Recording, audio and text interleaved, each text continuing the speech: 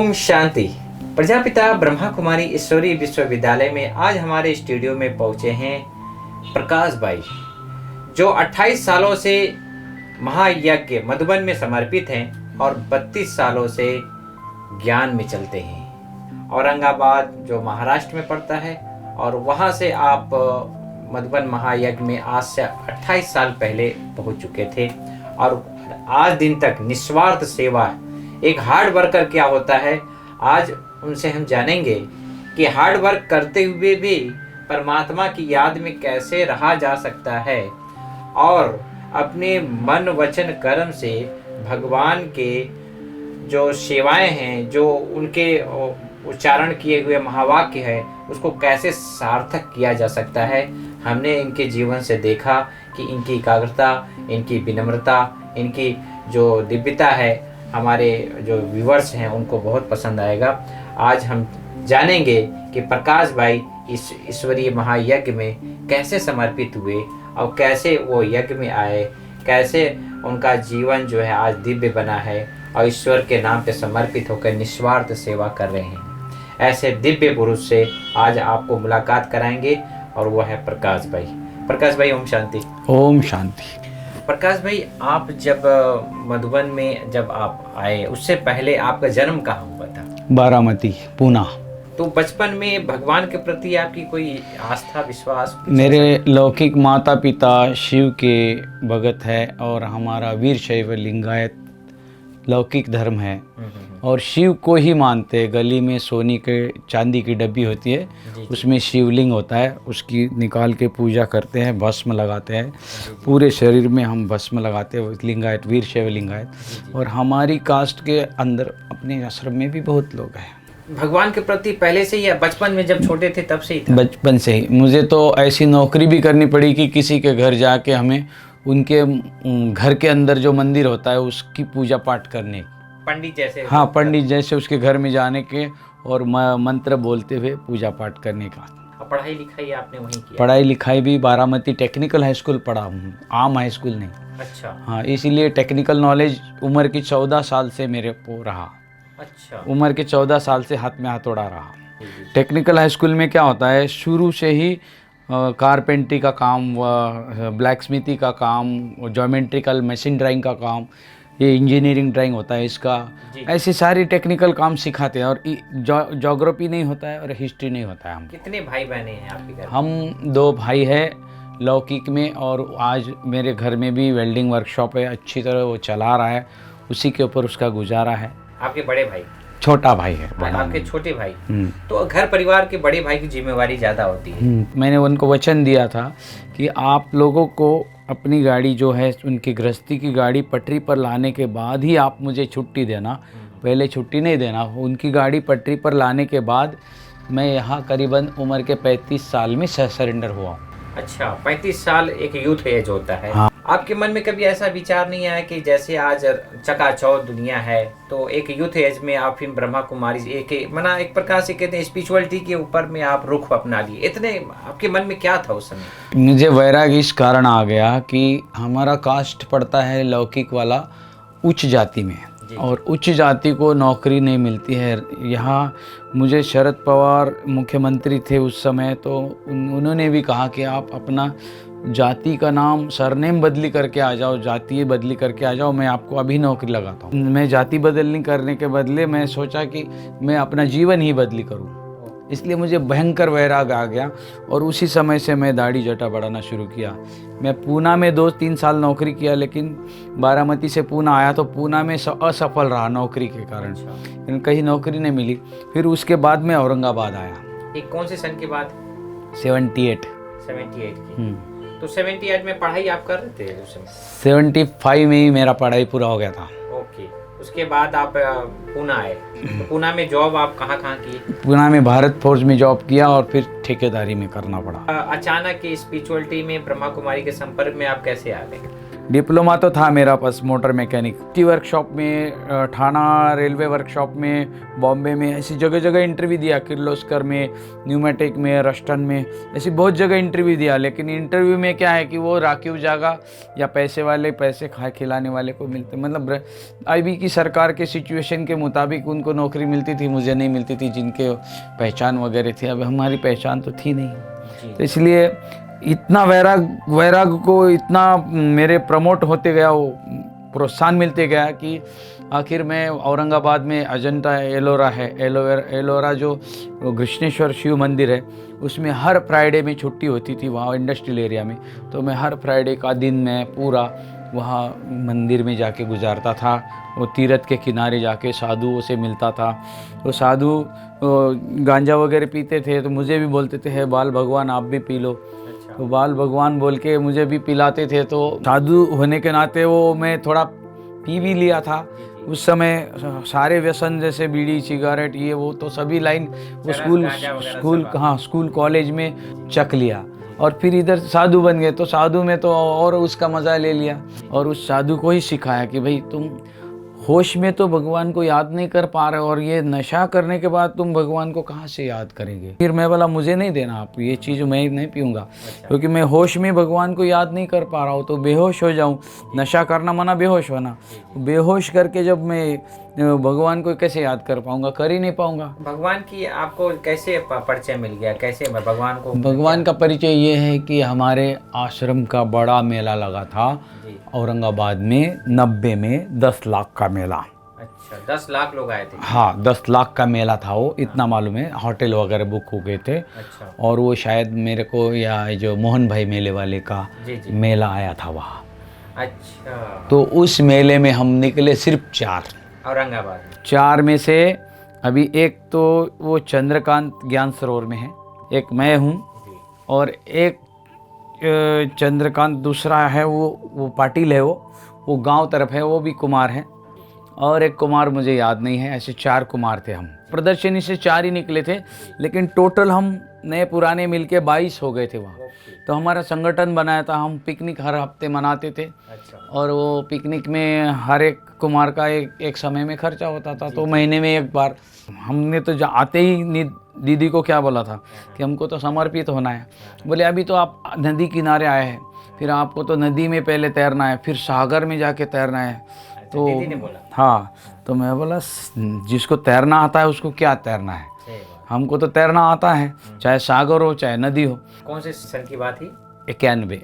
अच्छा, 2 साल आप वहाँ पर औरंगाबाद सेंटर पे सेवा करते थे? 2-3 साल। मुझे फिर वो, इससे पहले मैं एक चीज़ आपसे पूछना चाहूँगा, जब आपने ये 7 दिन का जो कोर्स किया, बेसिक आपको जो ज्ञान मिल गया, तो जब परमात्मा का जब परिचय मिला, तो उस समय आपके मन में क्या इच्छा थी, क्या अभिलाषा थी? केवल समर्पण। मुझे लौकिक जीवन ही नहीं जीना था। शादी ब्याह करनी नहीं थी? नहीं थी। मैंने लोगों को घर खरीद के दे दिया, घर में नंबर लगाने के लिए पैसा दे दिया, वो सिड़को अड़कों के घर होते ना उसमें, लेकिन मैं घर नहीं लिया और उनको घर लेके दिया।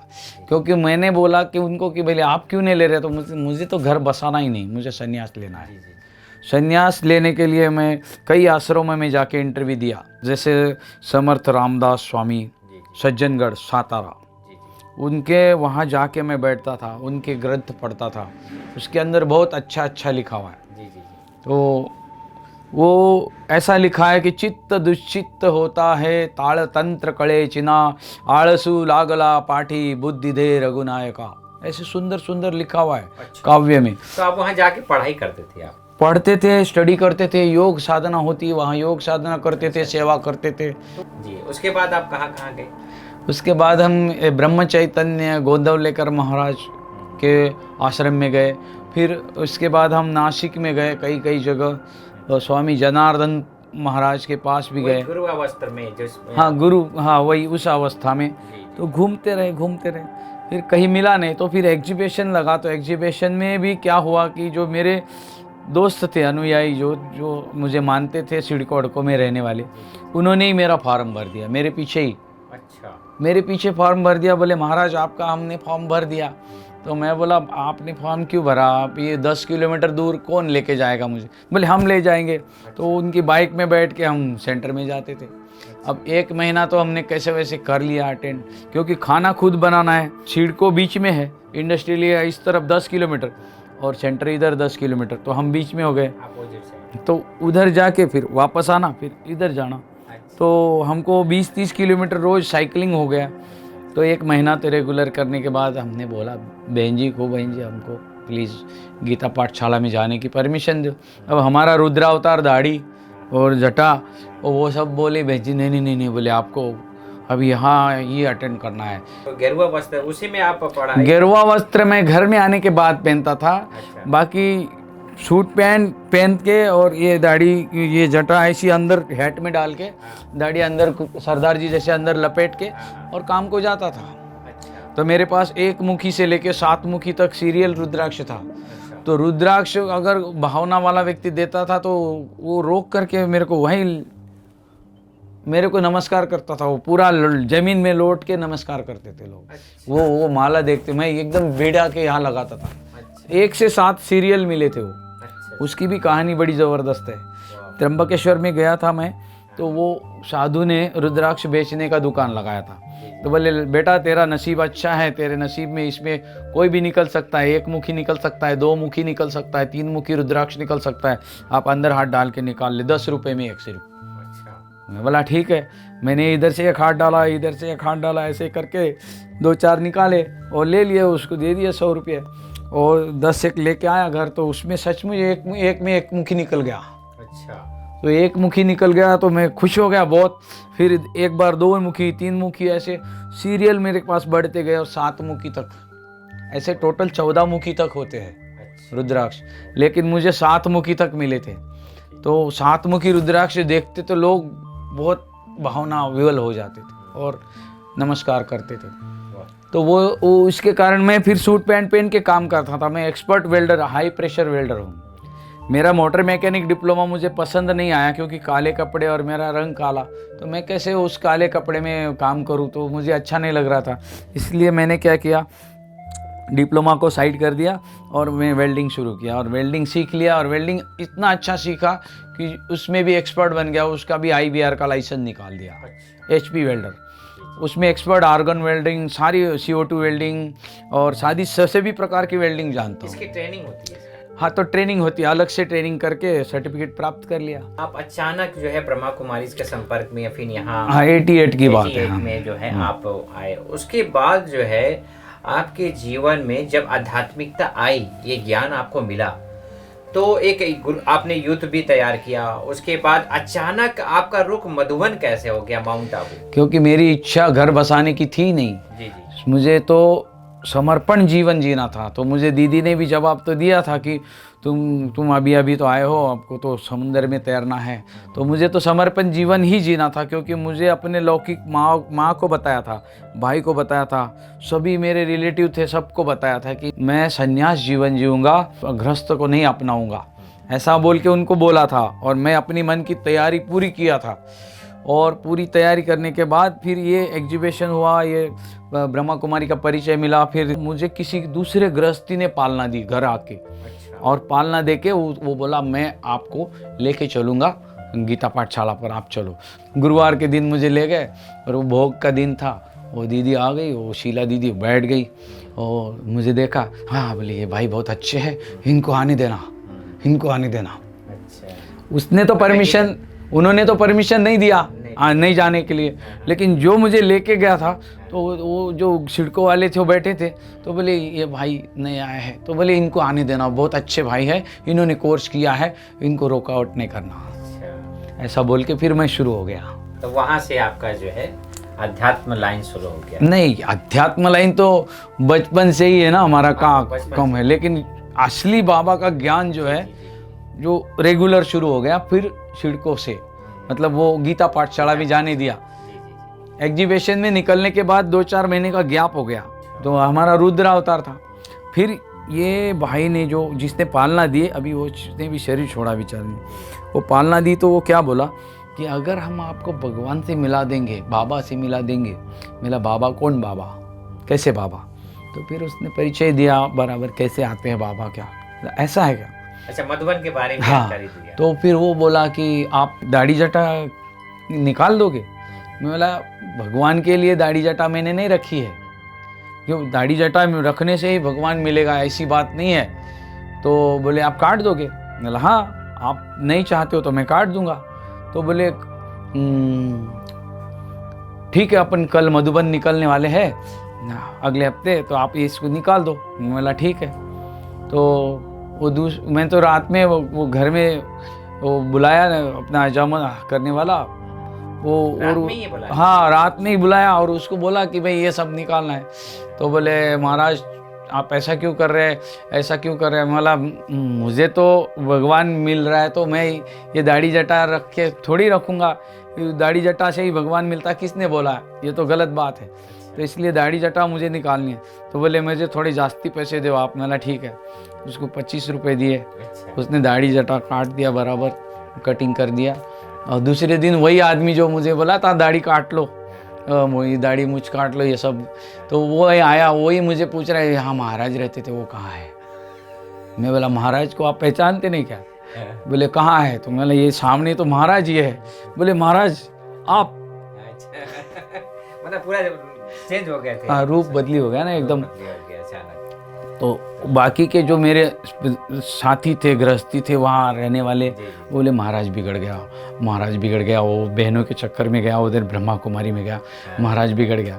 मतलब महाराज बिगड़ने वाला है नहीं, महाराज तो अच्छाई सच्चाई ढूंढ रहा है और वो उसको मिलेगा तो वहीं जाएगा। प्रकाश भाई, अचानक आपको जब ब्रह्मा कुमारी में आने से पूर्व आपको जब साधु संत थे उस समय कोई उपलब्धि, आपको कुछ ऐसे अनुभव, विशेष अनुभव हुए थे?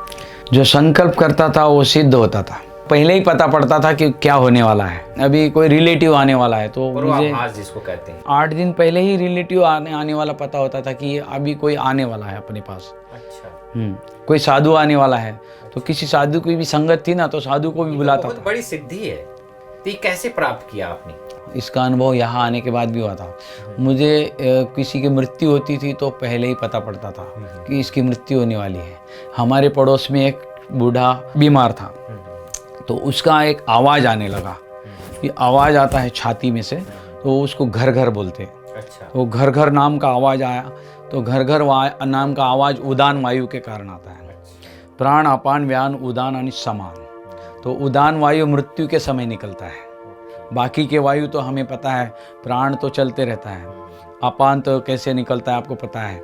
फिर वो उदान, वो उबासी से, छींक से, ये सब वायु निकलते हैं, तो वो उसका नाम है। तो उसमें उसको जब घर घर लगी तो मैं बोला ये व्यक्ति जो है, जो भी है, ये सवेरे तक ख़त्म हो जाएगा। वैसे सवेरे तक वो चला गया।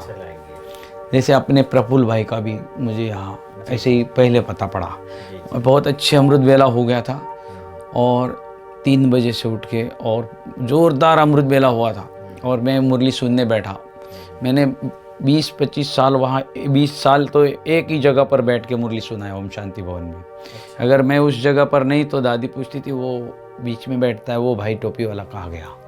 बड़ी दादी जानकी रतनमीन दादी भी पूछती थी, बड़ी दादी भी पूछती। हाँ, तो वो भाई कहाँ गया टोपी वाला? वो जो सेंटर में, क्योंकि उनके सामने सेंटर में और वो जो थल्ला है उसके ऊपर बैठता था।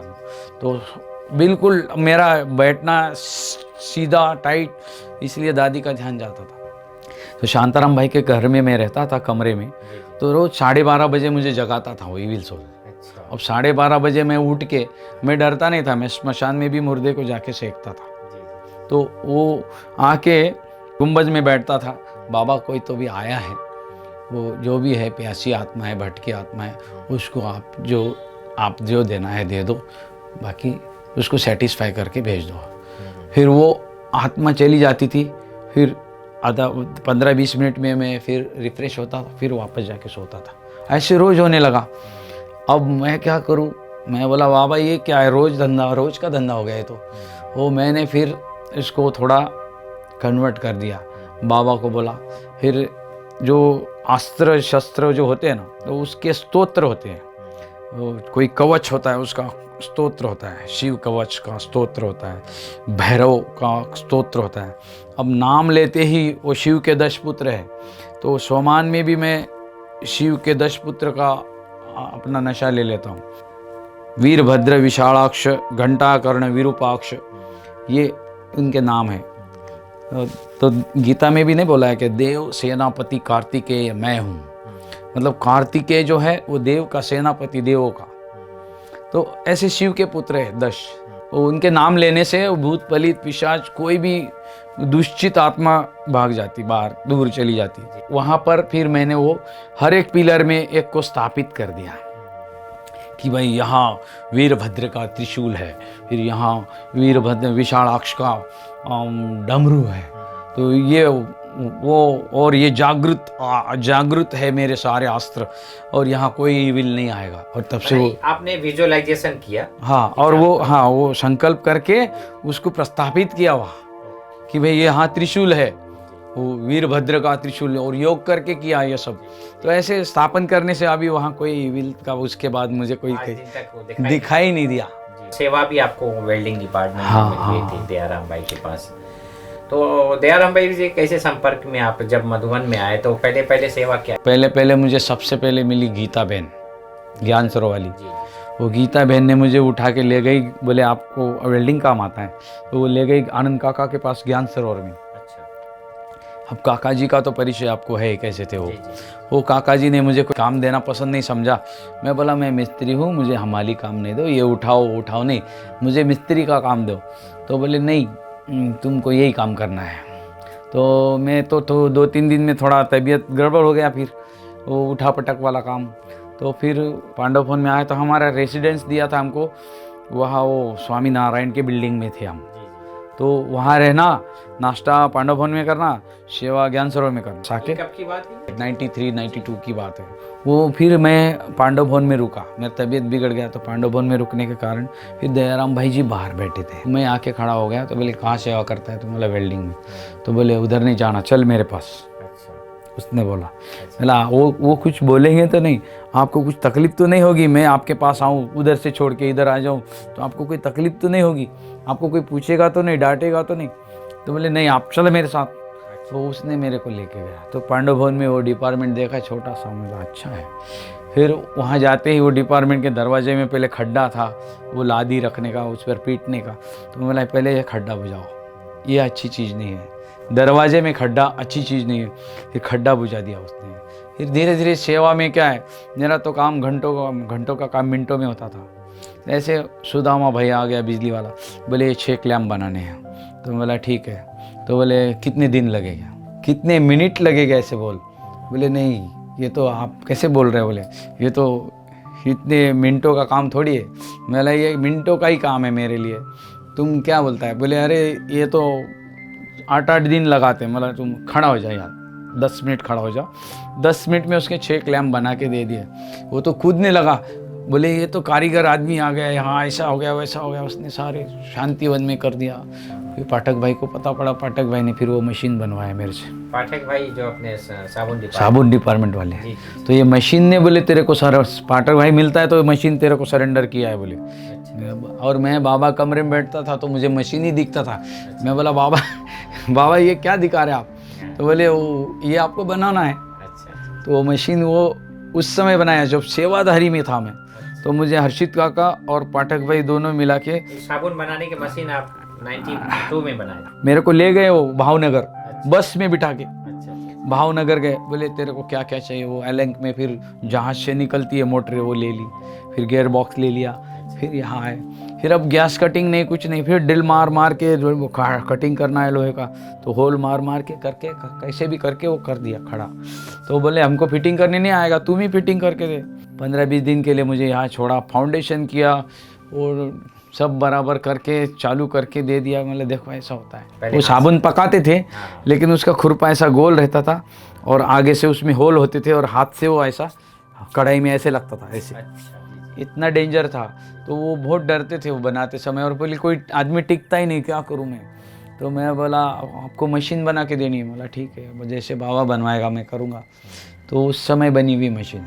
मम्मी पापा भाई? मम्मी ज्ञान में है, भाई सहयोगी है, भाई सोशल वर्कर है। वो भाई नानी को भी संभालेगा, नानी के लड़की को भी संभालेगा, मासी को भी संभालेगा, किसी को भी बोलेगा आओ खाओ ये घर तुम्हारा है। ऐसे वृत्ति का भाई है। एक मंदिर का ट्रस्टी है, वो स्वामी समर्थ बोल के मंदिर है, वहाँ उसका ट्रस्टी है। हाँ, बारामती में। बारामती। तो उसका वो कैशियर है, तो किसी के ऊपर विश्वास नहीं, लोगों उसके ऊपर विश्वास है। घर भी उसने अच्छा बनाया, कुछ नहीं था हमारे पास, खुद का घर भी नहीं था। उसने वेल्डिंग वर्कशॉप लगा के उसको मैं थोड़ी थोड़ी मदद करता था जब मैं नौकरी करता था। उसके बाद मदद नहीं होगी तो उसका गाड़ी लाइन पे आ गया, तो मैं बोला अभी आपका वर्कशॉप हो गया, आपका खुद का घर हो गया, अब मुझे छोड़ दो, अब मुझे जाने दो। तब उन्होंने समर्पण लेटर पे साइन कर दिया, पिताजी? भाई ने और मम्मी ने। अच्छा, पिताजी नहीं थे? पिताजी शरीर छोड़ दिया। बड़ी दादी से मैंने सुना था कि कौन है जो आप घर नहीं गया, तो उसकी क्या कहानी है थोड़ा सा? तो एक बार कंस्ट्रक्शन की मीटिंग हो रही थी, जी जी। तो मीटिंग में उस समय माहौल घर का ऐसा था कि लोग हर साल घर जाना चाहते, मधुबन वाले। तो उसमें क्या हुआ कि दादी के बुद्धि में वही फैड घूमता था कि भाई घर जाते हैं, घर जाते हैं। तो घर कौन कौन जाता है, दादी ने 100 प्रश्न पूछा। तो मेरे को वो प्रश्न ही खटक गया कि घर कौन कौन जाता है। कभी ऐसा भी दादी ने पूछना चाहिए कि घर कौन नहीं जाता है। तो मैंने दादी को ही उल्टा सवाल किया खड़ा होकर कि दादी कभी ऐसा भी पूछो आप कि घर कौन नहीं जाता है। तो दादी देखते रह गई, सोचती गई, सोच में पड़ गई, ये तो सवाल बराबर बोला है इसने। तो फिर मुझे दादी को बताना पड़ा कि मैं घर नहीं जाता हूँ और नहीं गया हूँ और नहीं जाऊँगा। तो बोले ऐसा क्यों, आप घर क्यों नहीं जाएंगे? मैंने बोला क्यों जाएंगे घर? तो बोले आप क्यों नहीं जाएंगे? बोला आप क्यों नहीं गए घर, आप घर गए हैं क्या? आपको ही फॉलो हम करेंगे। दादी फिर चुप हो गई। दादी को आपने पूछा? हाँ। एक कब की बात है? मेरे ख्याल से 2000 की बात है। तो उसी दौरान दादी ने आपको फिर घर भेजा? और कुल्लू मनाली भेजा। कुल्लू मनाली को? दादी बोली दादी ने बोला कि हम आपको भेजेंगे घूमने, आपके डिपार्टमेंट के ग्रुप बनाओ। तो फिर हमको दादी ने 2 कॉलेज दिया, एक स्वामी भाई का कॉलेज था, एक ट्रांसपोर्ट का कॉलेज था, 2 ड्राइवर। और फिर बोले आप मुखिया बनना। मेरे को मुखिया बनाया, मेरे हाथ में 40,000 रुपये दिया। फिर वो दादी बोली ऐसा करो, ये 20,000 वापस दे दो। मैंने ले लो। तो 20,000 दूसरी गाड़ी में रखो, बोले एक साथ सब पैसा नहीं रखना है। तो 20,000 गुणेश्वर भाई के हाथ में दिया, क्योंकि कारपेंट्री वेल्डिंग जब अचल दीदी से मिले तब खास अनुभव ये है कि अचल दीदी ने बोली कि आपको चंडीगढ़ में कल देखना है, अभी तो आप पहुँचे हैं। मैं बोला दीदी हम तो चंडीगढ़ देख के आ गए। बोले क्या देखा आपने यहाँ? मैं बोला यहाँ कुछ भी नहीं है, पत्थर का एक बगीचा है, वो देख के आए। तो बोले, मैं बोला दीदी हम तो सब टेक्निकल हैं, हथौड़ा मारने वाले हैं, वेल्डिंग करने वाले हैं, तो हमको टेक्निकल चीज़ देखनी है। तो बोले क्या देखना है? भाखड़ा देखना है। तो भाखड़ा देखना है तो बोले आपका तो इस प्रोग्राम में है ही नहीं, मैं कैसे दिखाऊं? मैं बोला देखो दीदी आपकी मर्जी, हम तो सब हथौड़ा मारने वाले हैं। हमने जो चंडीगढ़ देखना था वो आज देख के आए हैं, जो एक मंदिर है वो भी देख के आए हैं और वो बगीचा भी देख के आए हैं। यहाँ दूसरा कुछ देखने का है ही नहीं। देखने का है तो हमको भाखड़ा नांगल देखने का है। दीदी सोच में पड़ गई। ठीक है बोले मैं फ़ोन करती हूँ, आपका ऑफिस में ऑफिशियल प्रोग्राम नहीं है, फिर भी मैं बहन को फ़ोन करती हूँ। उन्होंने बहन को फ़ोन कर दिया, तो फिर बहन ने बोला हाँ भेज दो। फिर वो वहाँ सैटरडे था कल, तो बंद है बोले। तो वो बहन ने बोला सैटरडे है, बंद है। हमको रास्ते में फ़ोन आया, तो बोले अभी क्या करूँ, मैं कोशिश करती हूँ। बोले मैं एसडीएम साहब को बोलती। फिर एसडीएम साहब को बोला उसने, तो एसडीएम खुद ही आ गए हमको लेने।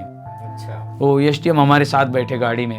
फिर एसडीएम साहब आ गए बोल के सारा खोल खाल के दिखा दिया, नीचे तक म्यूजियम तक, पूरा वो डैम का पूरा? हाँ पूरा अंडरग्राउंड तक दिखा दिया सारा। बोले साहब कभी आते नहीं, साहब आए हैं। 11 मंजिल है नीचे तक, लिफ्ट जाता है, पूरा ट्रक अंदर जाके लिफ्ट नीचे जाएगा, लिफ्ट से इतना बड़ा लिफ्ट भी है। आम व्यक्ति ने भेजा है तो विघ्न आ सकते, लेकिन दादी ने भेजा है। प्रकाश भाई आप जब मधुबन में आए तो कुछ ऐसे योग की अनुभूति, ऐसे भी आप एक संत थे, आप कोई समस्या आया उसमें समाधान आपको मिला हो, ऐसी कोई योग की अनुभूति हो? पहले हम भक्ति मार्ग में तो एक जगह पर 16 घंटा बैठने का अभ्यास किया है। तो एक जगह बैठने के बाद वो मेरा रोटी जो है रखा हुआ, मैंने हाथ से बनाया और रोटी कुत्ता ही खा के जाता था। तो पड़ोस वाला आके चिल्लाता था, अरे बोले महाराज तुम कैसा महाराज है, ये तो तुम्हारा रोटी खा के कुत्ता चला गया। मैं बोला जाने दो, उसका नसीब का है, उसने खा लिया। तो ऐसा करते हुए किसकी ध्यान में रहते थे आप? मैं पढ़ाई करता था, ज़्यादा से ज़्यादा पढ़ाई में मेरा रुचि था। वेद शास्त्र पुराण उपनिषद पढ़े हूँ मैंने, और शास्त्र पढ़े हो, रामायण महाभारत ये सब पढ़ा हूँ, सारे ग्रंथ पढ़े। हाँ, और लोगों को फिर पढ़ाने के बाद उपदेश देना, सीखना, बताना, ऐसे करता था मैं। लोग आते थे तो महाराज ऐसा है, हमारा ऐसा करना है, ऐसा है तो ऐसा करना है। तो मैं बाबा को मन में रखते हुए उनको जवाब देता था कि ऐसा करने से ऐसा होगा, ऐसा करने से ऐसा होगा। एक भाई आया, बोले मेरी बेटी बहुत बीमार है, बुखार है, उतर ही नहीं रहा है, मैंने बहुत परेशान हूँ, रात भर 2 रात हो गए। तो मैं बोला ठीक है, आप घर जाओ, बेटी ठीक हो जाएगी आपकी। तो मैं ऐसा कुछ पानी पीनी दो या ऐसा मुझे पसंद नहीं, अंधश्रद्धा नहीं। तो फिर मुझे तब तो ज्ञान मिला था तो बाबा का, तो फिर मैंने बाबा को बोल के बोला बाबा ये आत्मा छोटी है, वो छोटी आत्मा है, ऑर्गन्स छोटे हैं, इसको ठीक करना है, इसका हिसाब किताब पूरा करना है, इसको ठीक होना है, इसको ठीक होना है, इसको ठीक होना है, इसको ठीक। ऐसा करते करते करते सो गया। फिर सवेरे उठा, अमृत बेले, तब भी ऐसे ही उसको ठीक होना है, ठीक होना है, ठीक हो गया, ठीक हो गया। वो ठीक हो गया सचमुच। सवेरे आया वो दौड़ते हुए, बोले मेरा बेटी ठीक हो गया। मेरा भगवान ठीक कर दिया, बहुत अच्छा। ऐसे योग संकल्प से यहाँ दूसरा कोई ऐसा छू मंत्र फू मंत्र था नहीं। आज भी अगर वो मनमोहिनी में घूमते हैं, उधर से कोई आ रहा है, सामने दूर है, कम से कम 400 फुट दूर है, 500 फुट, तो भी उसका संकल्प मुझे समझता है कि वो ये संकल्प कर रहा है। तो वो पास में आता है तो मैं वो संकल्प बोल के दिखाता हूँ, तो अरे यार, बोले आपको कैसे पता है कि हम ये सोच रहे, आप भी यही सोच रहे। तो ये चीज़ आप एकाग्रता से प्राप्त ऑटोमेटिक होता है, या तो हमको पता, हमको भी नहीं पता पड़ता कैसे होता है। इसको थॉट रीडिंग कहते हैं। हाँ, किसी के विचारों को पढ़ लेना। इसमें प्रतिभा शक्ति एक है, तो प्रतिभा शक्ति भी कभी कभी जागृत होता है। तो हम ऐसा बोलते हैं कि माता आकारी पिता निराकारी, माता आकारी पिता निराकारी, हम सारे भाई बहने साकारी, हम सारे भाई बहने साकारी, भाई भाई हम सारे परिवारी, और भाईचारा हमारा धर्म भारी।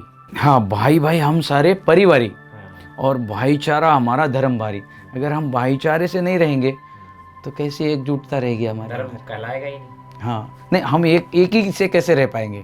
इसलिए भाईचारा हमारा धर्म भारी। बहनें हमारी सारी कारोबारी, टीचर गुरु और शक्ति भारी। बहनें हमारी सारी कारोबारी, टीचर गुरु और शक्ति भारी। तीर्थ हमारे सारे न्यारे प्यारे, शिव बाबा के बच्चे हम प्यारे प्यारे।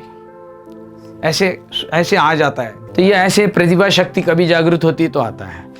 मेरे काव्य में स्पष्टता जास्ती है, मतलब प्रखरता है, उसमें दिखाई पड़ता है, अवगुण दिखाई पड़ते दूसरे के, इसलिए मैं नहीं लिखता हूँ वो चीज़ें। परमात्मा के साथ सर्व संबंधों का अनुभव कैसे कहते हैं? परमात्मा को वो मेरा माता भी है, पिता भी है, सखा भी है, तो उसको साथ कैसे अनुभव करती हैं? एक बार क्या हुआ, दादी रतनमयी बोली चार्ट लिखो।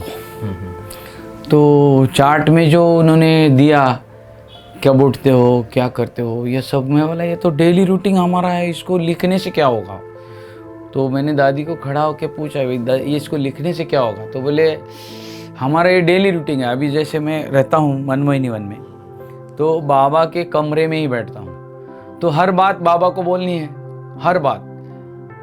अब मुझे स्नान करना है तो मैं बाबा को बोल के करूँगा, अब मुझे खाना खाना है तो बाबा को बोल के ही खाऊंगा, अब मुझे दवा खानी है तो मुझे बाबा को बोल के ही खाना है, अब मुझे कपड़ा पहनना है, कुर्ता पहनना है, तो ये कपड़ा कुर्ता नहीं है, ये शिव कवच है, इसको मुझे पहनना है, तो परमात्मा ने दिया हुआ आधिकारिक वस्त्र है, तो मैं इसको पहनता हूँ। तो ऐसे हर कर्म को मैं स्मृति स्वरूप बन के करता हूँ। वेल्डिंग करना एक बहुत हार्ड वर्कर है। हाँ, तो आप जितने भी शांतिवन में जितने बॉयलर हैं और इतने बड़े बड़े चीज़ें आप बनाते हैं, टैंकर है, बॉयलर है, ट्रैक्टर है, हाँ, बहुत सारे ट्रैक्टर भी आपने ट्रैक्टर, ट्रॉली बनाए हैं, टैंकर, उसके टैंकर भी बनाए SS में, और क्या क्या बनाए हैं? बड़ा ट्रक का भी टैंकर बनाया, बड़े बड़े जो आप मेरे को जो मिलता है वो बना देता हूँ। अच्छा, यज्ञ में जितने भी अलमारी हैं सब आपने ही बनाए हैं? हाँ, अलमारी बनी है अपने सारे यहाँ। मशीन जो है आपके पास हैं सारे वो बनाए? खटिया, गाड़ियाँ, कुर्सियाँ, अलमारियाँ, बॉयलर, टैंकर, टांकियाँ, पानी की वाटर टैंक, बड़ी बड़ी 10,000 वाली, 15,000 वाली, जैसी मांगते वैसी, जैसी रिक्वायरमेंट होती वैसी बना के देते।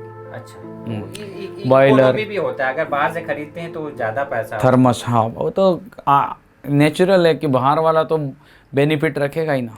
ओके, बाहर वाला मुनाफा कमाएगा, हम मुनाफा नहीं कमाएंगे। कितना अंतर होता है बाहर से लेंगे और अपना बनाने में? कितना क्वालिटी में? बाहर में बनाने में तो करीबन अगर 50 रुपये का स्टेनलेस स्टील का मटेरियल है उसका, तो 500 रुपये लेगा। अच्छा, इतना अंतर? हाँ, अंतर होता है 10 गुना।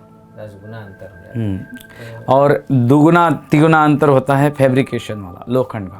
अच्छा 10 गुना अंतर स्टेनलेस स्टील में होता है, जी जी। और लेकिन उससे 2-3 गुना अंतर उसमें होता है, डबल का फ़र्क होता है। तो ये अपनी हॉस्पिटल की खटिया है, आईसीयू खटिया, जी जी जी। ये सब बनी हुई है अपने पास। आपने ही बनवाए, आपने ही बनाए सारे। यहाँ वाले खाली अंदर वाले। अच्छा अच्छा।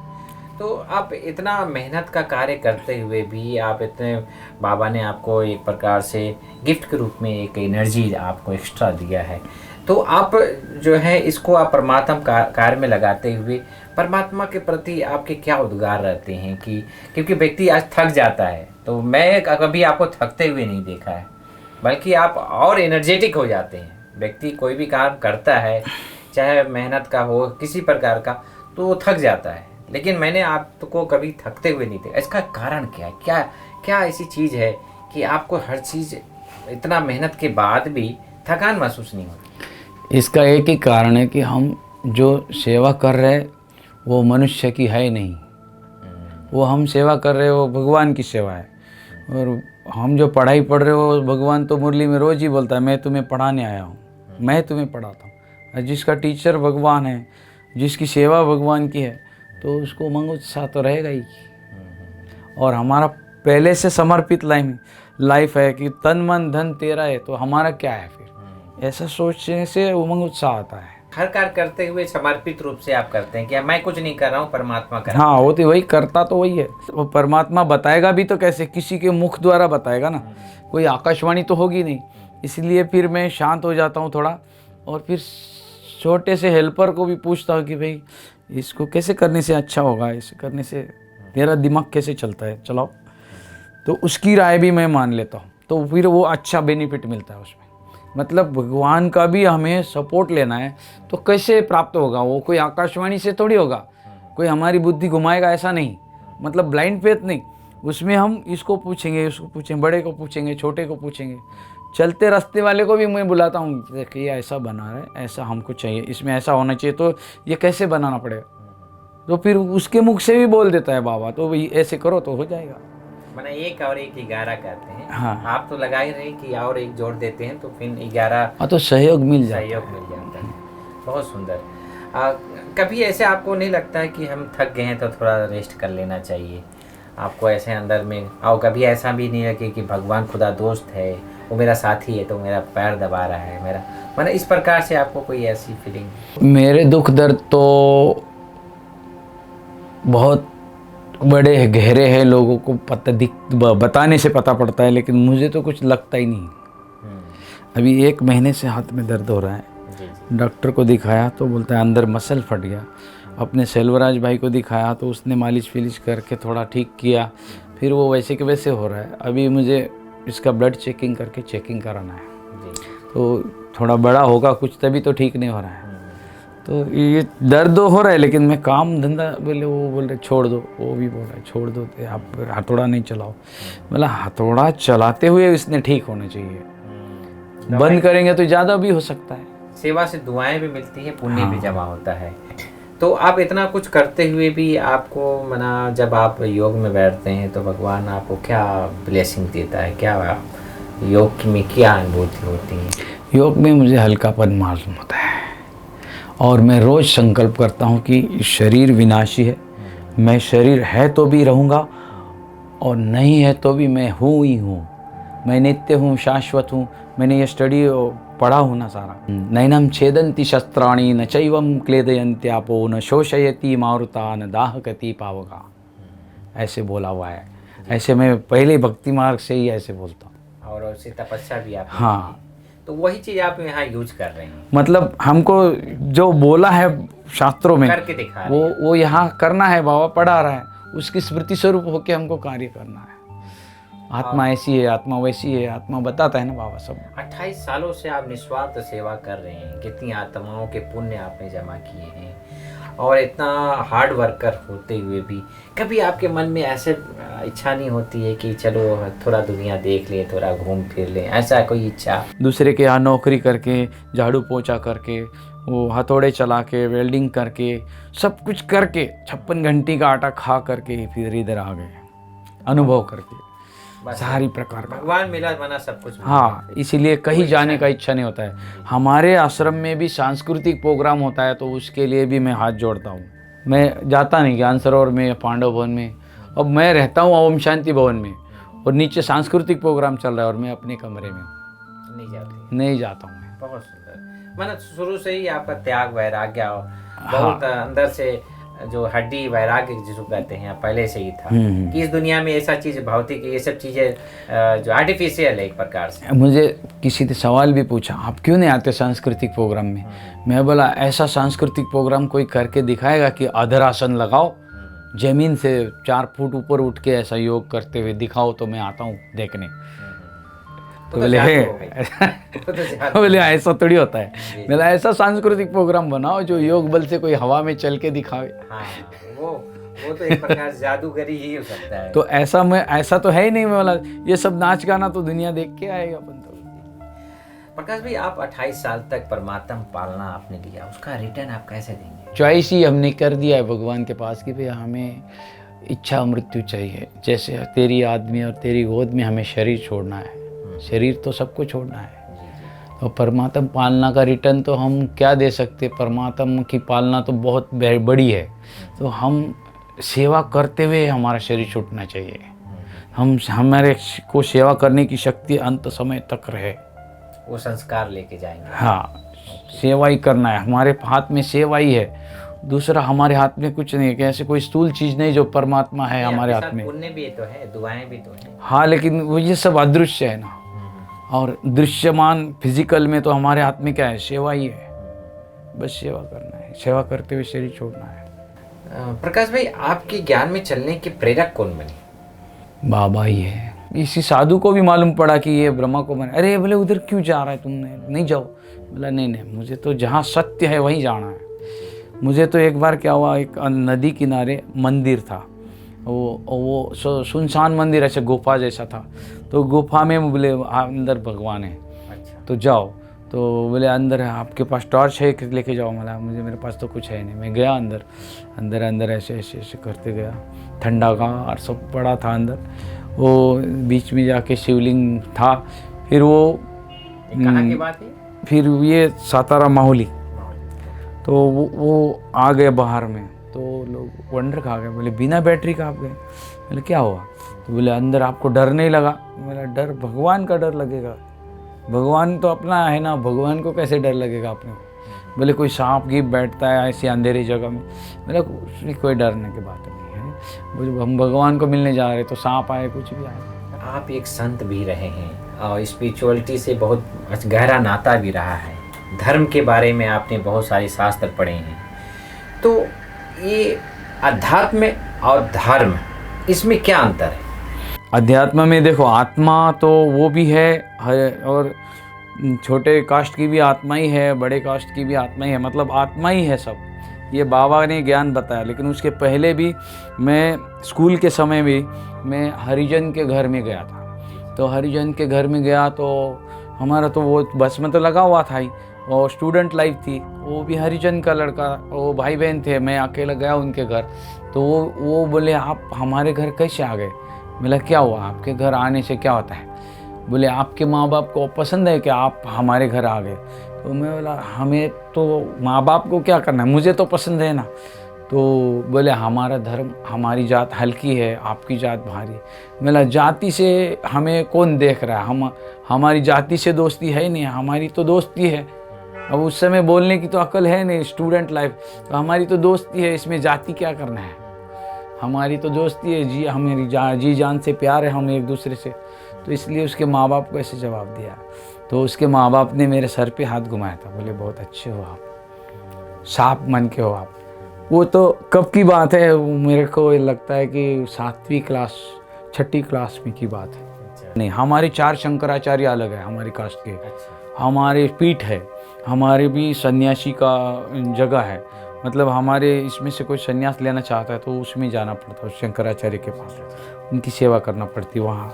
तो ऐसे हमारे आदि पीठ है, जो 4 शंकराचार्य 4 जगह पर हमारे बैठे हुए, हमारे जाति, हमारे नाम पूरे भारत में इधर उधर जहाँ शंकराचार्य बैठा हमारे नाम लिखे होंगे वहाँ। अच्छा, ऐसा होता है वो। तो वहाँ उपाधि मिलती है शंकराचार्य हाँ, उपाधि। वो नहीं, वो उनके पास शिक्षा लो फिर आप साधु बन सकते हो, अच्छा, ऐसे नहीं। डायरेक्ट कोई नहीं बन नहीं, सकता वो है। फिर वो ज्ञान सिखाते, फिर शिव पुराण सिखाते, रुद्र पढ़ने सिखाते। ओके। ध्यान की प्रक्रिया परमात्मा के परिचय वो नहीं दे पाते हैं सिर्फ। आपका दिनचर्या क्या है? मेरी सारी ही इच्छाएं भगवान ने पूरी की है, जो मैंने चाहा था। जी जी। और मैंने जो इच्छाएं चाही थी वो उसको सारी मंजूर करने योग्य ही चाहा था। जैसे कि मैंने चाहा था कि मुझे अनुभूति चाहिए, उन्होंने अनुभूति दी है। जी। मुझे कपड़ा पहनने का अधिकार चाहिए, तो मैं उस समय तो गेरुआ कपड़ा बोलता था। अब वो गेरुआ है क्या सफ़ेद है ये मुझे पता नहीं था। कपड़ा पहनने का अधिकार। फिर अभी मैं गाइड करता हूँ तो ओम शांति भवन में सेवा के बाद गाइड करता था, तो जो दूसरे लोग गाइड करे वो भी छोड़ के मेरे पास आते थे। अच्छा। उसका छोड़ के मेरे पास, मेरी आवाज़ भी ऐसी खड़ी आवाज़ की 200 लोग भी सामने बैठे तो सबको आवाज़ जाती थी, स्पष्ट बोलता था। और मेरा गाइडिंग करना भी अनुभव युक्त है कि उसको ही सवाल पूछने का, उसका सवाल तो आएगा ही नहीं हमारे पास, ऐसा उसको सवाल में ही गाइडिंग करें। जैसे भारत में आप रहते हो तो बोलता हाँ, तो आप हिंदू धर्म के हो, तो हाँ, तो कौन है आपका धर्म, तो भारत क्यों महान है, तो फिर भारत भाग्य विधाता ही क्यों है, आपने स्कूल में जन गण मन पढ़ा है, तो हाँ, तो फिर भारत भाग्य विधाता क्यों लिखा है। भारत भाग्य विधाता का मतलब होता है भारत ने भाग्य बनाया था, किसने बनाया, कब बनाया था, भारत ने भाग्य किसका बनाया था, कौन भारत है। आप भारत में रहते हो, आपने खुद धर्म का संस्थापक तो आपको मालूम नहीं है, आप तो दूसरे के धर्म संस्थापक को जानते हो। ऐसे ऐसे गाइड करता था मैं। सबसे बड़ी बात है कि आपके निस्वार्थ जो भगवान के प्रति प्रीत है, प्यार है और फिर सेवाएं हैं, वह देखकर लोगों को, हमारे जो व्यूअर्स हैं उनको बहुत प्रेरणा मिलेगी और आपके जीवन से भी बहुत प्रेरणा मिलेगी। दोस्तों, आज हमने जाना कि कैसे समर्पण जीवन किया जाता है, अब कैसे हम समर्पित होकर अपने जीवन को सफल बनाया जा सकता है। आज जिस प्रकार से हम प्रकाश भाई अपने जीवन को एक संन्यास मार्ग धारण करके और उसको त्याग करके और ब्रह्मा कुमारी में संलग्न हो गए, आगे हार्ड वर्किंग कर रहे हैं और हर तरह की सेवा कर रहे हैं। अब कभी भी इनको थकान नहीं होती है। एक भाई ने कह दिया कि भाई आप इसको त्याग करो, तब आपको हम परमात्मा से मिलाएंगे, और उन्होंने त्याग कर दिया। तो ऐसे त्यागी तपस्वी आत्मा, कहते हैं त्याग से तपस्या होता है, तो उन्होंने पहले स्थूल चीज़ों का त्याग किया, फिर तपस्या में लग गए, उनको परमात्मा का परिचय हुआ और एक उनका जो बुद्धि योग है, उनका परमात्मा के प्रति जो प्यार है वो यथार्थ रूप में बदल गया जब उनको ये पता चला कि परमात्मा ज्योति बिंदु है, परम धाम में रहता है। जब आध्यात्मिक ज्ञान ब्रह्मा कुमारी का मिला तब उनका जीवन परिवर्तन हो गया और वो माउंट आबू में आके समर्पित हो गए। आपने सुना कि कैसे हम अपने जीवन को श्रेष्ठ बनाएं, अपने समय श्वास संकल्प को श्रेष्ठ बनाएं और अपने आने वाले जो दुनिया है सतयुग, उसमें हम प्रवेश पुण्य और दुआओं के आधार पर ही हम प्रवेश पा सकते हैं और अपने जीवन को सफल बना सकते हैं। ऐसे दिव्य पुरुष बाबा के बगिया के एक नए फूल को एक बार फिर आपके सामने हम हाजिर होंगे। तब तक के लिए ओम शांति। प्रकाश भाई, ओम शांति।